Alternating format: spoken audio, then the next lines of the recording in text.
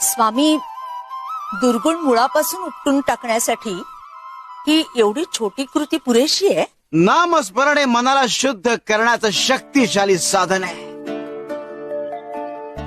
आणि एकदा का मन शुद्ध झालं की वाईट सवयी आपोआप बदलतात.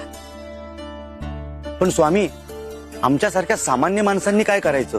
म्हणजे आम्ही समजून घेतो, पण कधी कधी राग आणि लोभ यावर ताबा राहत नाही आमचा.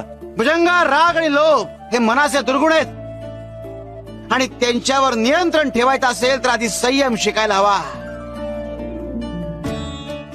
आणि ह्या करता नामस्मरण हाच एक मार्ग आहे. स्वामी, नामस्मरणाने सगळं साध्य होईल, पण माणसाला आत्मविश्वास कसा मिळतो हो? माई, नामस्मरण हे आत्मविश्वासाचं मूळ आहे.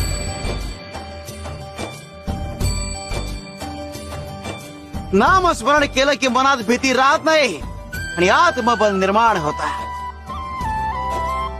स्वामी, तुम्ही आम्हाला असंच शिकवत राहा. सगळ्या सृष्टीचं कल्याण होईल आणि आमचं आयुष्य धन्य होईल.